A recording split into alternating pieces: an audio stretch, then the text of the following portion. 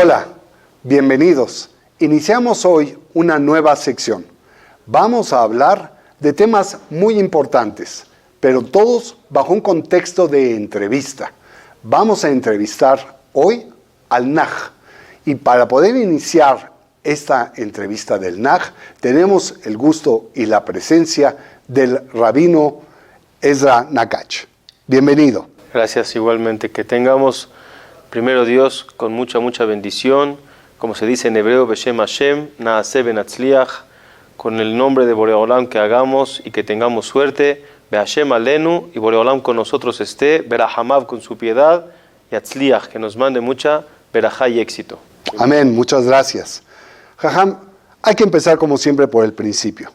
Todos conocemos el vocablo Tanaj, pero ¿qué implica Tanaj? Tanaj, hasta lo que yo entiendo, forma Torah, Nevi'im y Ktuvim. ¿Qué es Tanaj? Me gustaría más a lo mejor explicar la palabra Torah, porque la Torah, el contexto son las tres cosas, Torah, Nevi'im y Ketuvim, pero siempre lo conocemos como la Torah. ¿Cuál es la esencia, la fuente de la palabra Torah? Torah es Lashon Hora'ah, es un lenguaje de enseñanza. Hay que tener muy claro el concepto, que cuando uno estudia la historia del pueblo judío, no hay que tomarla simplemente como historia, porque hay muchas cosas en la historia que no vienen escritas en nuestros libros. Por eso únicamente se eligió los pasajes, las historias que tienen una enseñanza. Torah es de Lashon Hora'ah, enseñanza. Muy bien. Si Torah es enseñanza, y yo sí voy a irme un poquito, si me lo permite, al contexto histórico. Si Torah la conocemos desde Bereshit, desde la creación del mundo, y la llevamos hasta el quinto libro de la Torah, a donde Moshe se despide y se retira por su fallecimiento, estamos hablando de un contexto histórico de varios miles de años. ¿Qué sucede con el Naj? El Naj, hasta lo que yo entiendo, empieza en el 2488 con Shmuel, que esto corresponde básicamente al año 1273 antes de la era común. Es el Naj el que nos viene a narrar la era de los jueces. Nos narra también cuando Shaul y después todos los distintos reyes van a ser entronizados. Posteriormente, la era de los profetas, que abarca varios siglos. Y finalmente vamos a encontrar también la construcción y tristemente la destrucción del primero y del segundo Beit HaMikdash. Esta es básicamente también una forma de encontrar un contexto histórico de lo que el Naj nos viene a representar. Pero ¿cómo estudiar el Naj? ¿Podemos tomar simplemente el libro de alguno de los profetas y poderlo así entender? ¿O es necesario buscar un método? ¿Se habla acaso de el Pardés como un método para poder estudiar la Torah? ¿Me pudiera usted ampliar un poco al respecto? Esta pregunta es muy interesante en relación a cómo se explica y cómo se entiende los escritos de la Torah. Esto es la palabra Pardés. La primera letra de esta palabra, la Pei, inicia con la explicación textual, lo que está escrito con su traducción literal. Luego viene la Resh, que es lo insinuado dentro de nuestra Torah, aunque no es la traducción literal, pero dentro de esa misma palabra hay algo que está insinuado en esa palabra o en ese contexto o en esa parte de la historia. El Drush, la letra Dalet es Drush, son todas las interpretaciones que se le pueden dar a la Torah también dentro de un mismo escrito. Y luego viene la última, que es la Samach, que es el Sod, lo que se conoce muy común como la Kabbalah. Kabbalah quiere decir lo que se recibió de un padre al abuelo, hacia el tatarabuelo. Fueron explicando las partes secretas de la Torah que no se podían explicar de manera pública, sino únicamente a las personas que tienen la capacidad de poder entender los secretos de la Torah. Entonces, Pardés incluye todo dentro de los mismos textos sagrados que la Torah nos enseña. Esto implica que ¿Todo está incluido en el texto de la Torá? Absolutamente todo. Hay que entender que la Torá, lo que hablamos antes de la Lashon Hora de enseñanza, no es un libro escrito por un ser humano. Es la Jochma, la inteligencia de nuestro Creador, de Akadosh Baruj Hu. De arriba, Akadosh Baruj Hu, donde se encuentra su grandiosa inteligencia y capacidad, que obviamente no llegamos ni a poder entender lo que Él es, nos manifestó por medio de sus escritos un poquito, como se dice en hebreo, de Jochmatosh el Akadosh Baruj Hu, su inteligencia, su grandeza. Todo está incluido dentro de cada uno de los pasajes y las historias que la Torá nos enseña. Si usted, por ejemplo, ve un electroencefalograma, nosotros, a lo mejor gente sencilla, que no somos doctores, vemos puras rayitas. Los que estudiaron y profundizan saben que cada rayita y cada subida y bajada tiene una interpretación, una explicación, una razón. La Torá, cuando nos escribió Akadosh Baruj Hu, tiene muchas cosas interiores adentro y mucho más de lo que es la palabra y el texto. Esto implica entonces que únicamente estos 4 métodos de conocimiento contemplan hasta la historia como fue narrada. No puede esto incluir a la historia actual. Lo interesante es que sí incluye aún la historia actual. Hay muchos jajamim que se han encargado de exponer y de explicar cómo está merumaz, que está insinuado, está interpretado en la Torah, incluso la desgracia que pasó el pueblo judío de la Shoah, de la Segunda Guerra Mundial, lo traen con pruebas de cada cantidad de X de palabras, según números cabalísticos, como el nombre, por ejemplo, de Hitler está en la Torah, como la famosa historia de Kristallnacht, también estaba escrita en la Torah, en las fechas incluso que pasó. Obviamente no escrito de manera textual, porque eso es el texto, pero en la insinuación, o en la interpretación, o en la Kabbalah, en los Sodot, en los secretos de la Torah, todo está metido dentro de la Torah Kdosha, de esos 5 libros, Bereshit, Shemot, Vayikra, Bamidbar y Devarim. La Torah es todo el Tanaj. Si la Torah es todo el Tanaj, ¿por qué entonces diferenciamos? Ahorita usted acaba de citar a los 5 libros de la Torah. ¿Por qué lo diferenciamos de los 19 libros que integran el Naj? Muy interesante su observación, y vale la pena un poquito aclarar que no tiene la misma santidad los 5 libros que los otros 19 libros, perdón. En total son 24 libros sagrados, pero los 5 primeros son los que tienen la Kedushá, que se llama Sefer Torah. Lo demás son Nach, Nevim y Ketuvim, y realmente no tienen la misma santidad. Me gustaría comentarle, hay un tratado de Ta'anit en el Talmud, está escrito que Rabbi Yohanan se acercó con el hijo de Resh Lakish y le preguntó: dime, ¿qué estudiaste hoy? Le dijo: mira, estudié un pasuk, un versículo en Proverbios, en Mishle, que el pasuk dice: Ivelet Adam tesalef darko ve'al Hashem iz'af libo. Ivelet Adam quiere decir la conducta equivocada de la persona lo hace enchuecarse de su camino, y que nunca pase, cuando viene una consecuencia de parte del Creador hacia él por su mala conducta para hacerlo despertar, todavía se queja ante Dios y le dice: Borei Olam, ¿qué pasó? ¿Por qué me pasó esto? Y no se pone a reflexionar que es un producto de sus acciones. Rabbi Yohanan escucha este pasuk del hijo de Resh Lakish y le dice: se me hace muy raro porque no encuentro dónde está ese pasuk de Proverbios, que es Nevi'im y Ketuvim, es la segunda parte de la Torah. ¿Dónde está merumaz? ¿Dónde está insinuado en la Torah? Y no encontraba el pasuk. Hasta que al final dice: ¿sabes dónde está el pasuk? Cuando pasó la historia de los hermanos de Yosef. ¿Se acuerda la historia? Yosef desafortunadamente fue vendido por sus hermanos hasta que llegó a Egipto.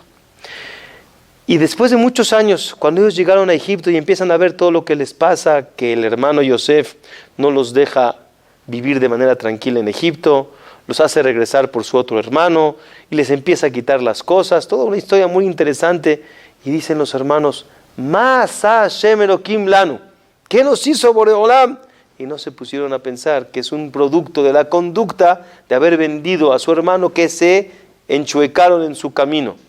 Quiere decir que el versículo que el rey Salomón dijo muchos años después ya estaba insinuado dentro de los 5 libros de la Torah. Y el comentarista famoso Rashi, Rabbeinu Shlomo Yitzhaki, dice, no hay cosa que no está escrita, insinuada o relacionada con la Torah Kedoshá. Y por eso Rabbi Yohanan estaba buscando a dónde estaba este pasuk.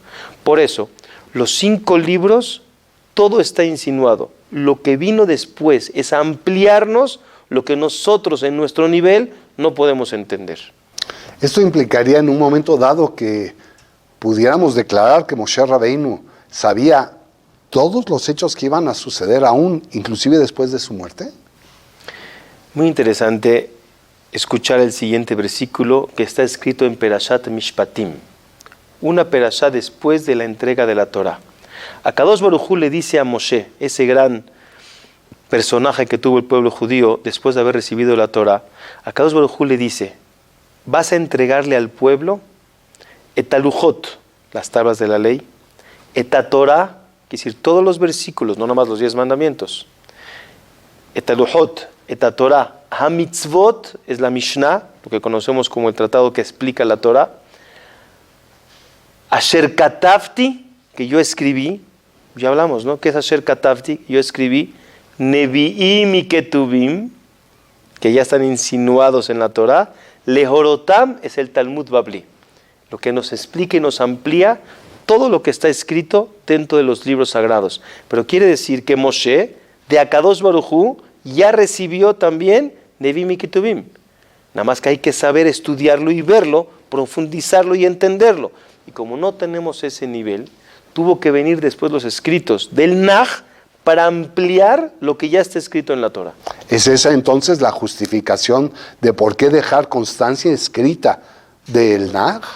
Sí, para que la gente lo pudiera realmente entender, porque desafortunadamente no tenemos hoy la capacidad de poderlo ampliar y explicar de la manera que otros jajamim sí lo hubieran tenido. Hay una Gemara, un tratado también en el Talmud de Nedarim, que dice, si no hubiera sido porque el pueblo judío hubiera pecado, no hubiéramos necesitado más que los 5 libros de la Torah y el libro de Yoshua, que eso hay que platicarlo con más amplitud, porque Yoshua, pero quiere decir que si no hubiéramos pecado y bajado nuestro nivel, hubiéramos podido entender la Torah sin la necesidad de dejarlo escrito en Nevi'im y en Ketuvim. Es muy interesante porque yo he tenido el privilegio de estudiar con usted algo de Naj y siempre ha insistido usted en que no leamos el texto exclusivamente, sino que estemos apoyados de los exégetas, de la gente que ha podido interpretar con todo cuidado el contexto, no solo histórico, sino del personaje en sí mismo. ¿Qué podría usted decirnos al respecto? ¿Por qué tenemos que estudiar, por ejemplo, con el, no sé, dígame usted el Malvin, por ejemplo, Rashi? Ban, Eben Ezra. ¿Cuál es la razón de por qué tener que estudiar con alguno de los exégetas o con todos ellos? Vale la pena tener un concepto diferente de lo que fueron nuestros personajes dentro de Torah, Nevi'im y Ketuvim. Desafortunadamente nosotros a veces observamos las historias de la Torah como si hubieran pasado en nuestros días. Y podemos interpretar, por ejemplo, cuando se habla de un David Amelech, el famoso rey David. Hay una historia muy conocida que tomó una mujer aparentemente prohibida llamada Batsheba, y desafortunadamente es muy criticado, que Hashem me perdone por decir esto, por esa conducta que tuvo de haber tomado esta mujer. Y sí, si yo lo observo de una manera simple y sencilla como en nuestros días, obviamente se ve como una persona de bajo nivel. Pero yo le aseguro que usted o yo, que somos muy simples, no haríamos una cosa similar. Una persona como el rey David, que está catalogada como el 4 de los grandes personajes que tuvimos en la historia. ¿Sabe usted quiénes son los 4? Abraham Avinu, nuestro padre, Yitzhak, el hijo, Jacob, el nieto, y después se brinca Moshe, Yosef Atzadik, Aarón, no cuentan a ninguno de ellos, meten en el 4 principal a David Amelech. Quiere decir que no tenía un nivel realmente como se aparenta, sino una persona con un nivel mucho más profundo y mucho más espiritual. Entonces no se puede ver de la misma manera como yo y usted lo veríamos. Necesitamos los comentaristas que pueden sacar la insinuación, la interpretación, el secreto de cada uno de los versículos, que aparentemente se ve una historia, pero hay mucho que profundizar y analizar para entender lo que pasó con estos personajes y la moraleja, la enseñanza que tenemos cada uno hasta hoy en día. Por eso es importante no estudiarlos sin algún comentarista apropiado para explicar estos textos. Qué bueno que comentaba usted el tema de visión. Si me permite, voy a entrar a ese terreno. Usted me dio el privilegio de estudiar un poco sobre el tema del Masejet Sanedrín en el Daf 97, en el Amud Bet, a donde Abaye enseña que hay 36 tzadikim, sabios, que en toda generación tienen el mérito de recibir la Shejinah. Ojalá seamos uno de nosotros hoy en día, ¿no? Ojalá, ojalá. La Gemara cuestiona el porqué de un número tan limitado, el cual podrá ser merecedor de poder ver a Hashem con este concepto que quisiera que abundáramos un poco, con la aspaclaria ameirá, mientras que el resto podría verlo con la aspaclaria sheina meirá. ¿A qué se refieren ambos conceptos? Con mucho gusto platicamos de este tema y creo que tiene conexión con lo que estamos platicando también hace unos momentos. Se divide, todos los Nevi'im, los profetas, se dividen en tres. Moshe Rabbenu, él tenía un nivel, hoy te explicamos el concepto, aspaclaria meirá. Los Nevi'im Rishonim, los primeros Nevi'im, tenían aspaclaria she'ena meirá. Y estos dos se llamaban en el Naví, si ustedes se acuerdan cuando estudiamos Yoshua, Shofetim, Shemuel, en Shemuel principalmente, le llamaban a los Nevi'im José. José quiere decir el que ve. Y los Nevi'im Haronim, ya más en el tiempo de Yehezkel, más abajo, se llamaban aspaclaria she'ena meirá en su totalidad. ¿A qué se refiere? Si nosotros, por dar un ejemplo, tenemos un vidrio donde vemos lo que sucede en la calle, ventana cerrada, un vidrio y hacia afuera. Si esta ventana está totalmente limpia y bonita, yo veo con claridad todo lo que pasa hacia afuera. Si la ventana está muy sucia y tiene mucho polvo, veo lo que pasa hacia afuera, pero más opaco. Pero le pregunto, tanto el primer caso como el segundo, ¿sé lo que estoy viendo, nomás que lo veo claro o opaco, o no sé lo que estoy viendo? Diríamos, sí veo un coche, veo una persona, lo veo un poco borroso, pero veo con claridad la imagen, ¿qué es? Lo distingo, aunque lo veo borroso, pero lo distingo. Ese era Moshe. Moshe veía de manera clara, como si fuera un vidrio totalmente limpio. Los Nevi'im primeros, como Shemuel y sus similares, veían opaco, pero sabían lo que estaban viendo. Los Nevi'im, los últimos, la misma visión, aparte de ser opaca, se confundían qué era lo que estaban viendo. Esta es la diferencia entre los primeros y los últimos. Muchas ocasiones los Nevi'im tenían que trabajar mucho para entender esa figura de lo que estaban viendo. Eso es una aspaclaria, o sea, una visión totalmente confusa. Y ahí es donde tenía que venir un Naví calificado que realmente venía con esa visión de Akadosh Baruj Hu para interpretar qué fue lo que vio. Y esto es lo que nos nos enriquece por medio de estos Nevi'im, lo que Hashem nos quería manifestar por medio de su visión explicada de manera correcta. Y pasando de los Nevi'im, los comentaristas, nosotros mismos, ¿qué tipo de aspaclaria podemos aspirar a tener? Este es uno de los problemas más grandes de la manera en cómo se estudia hoy en día nuestros libros sagrados. Hoy en día ninguno de nosotros tenemos un nivel de aspaclaria meirá, de ver las cosas con claridad.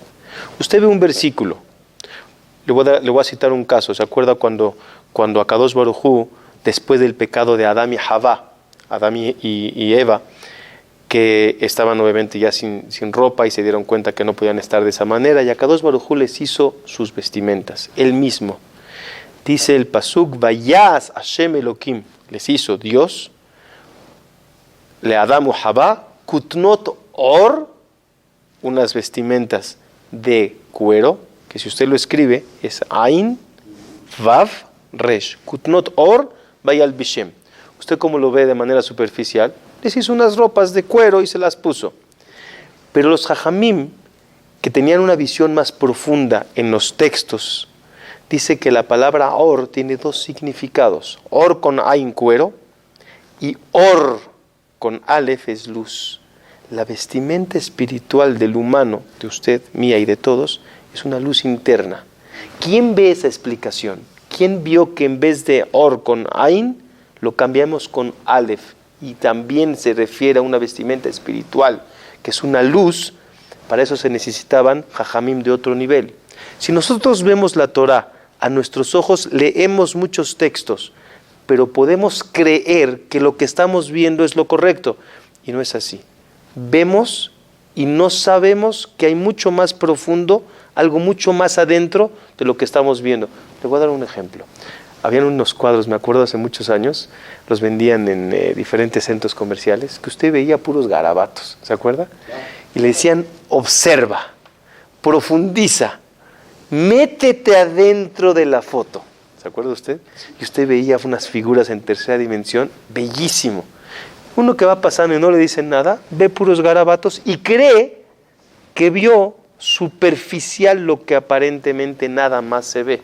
Pero si profundiza y analiza, entra dentro de la foto y ve algo mucho más profundo y bello. Esos son los escritos de la Torah. Ese es el Pardés, lo que vimos antes.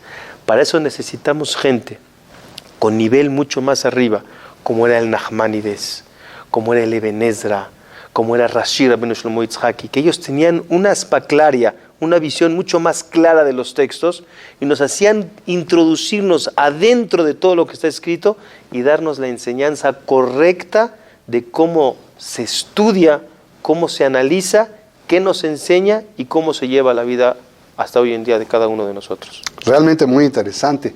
Creo que pudiéramos hacer tal vez un poco una conclusión de la entrevista del día de hoy en cuanto a las verajot del Haftará, a donde nuestros jajamim nos indicaron que debíamos expresar Asher Bacharbanu Binviim Tovim.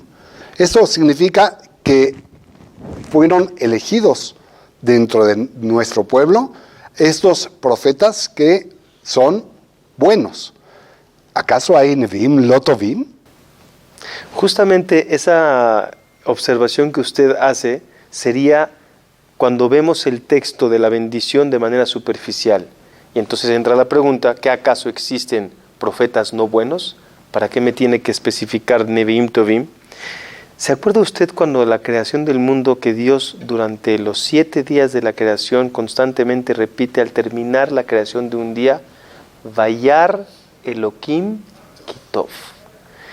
La palabra Tov, en Nachmanides, justamente ahí en el libro de Bereshit, explica que Tov es Tova Muhlat.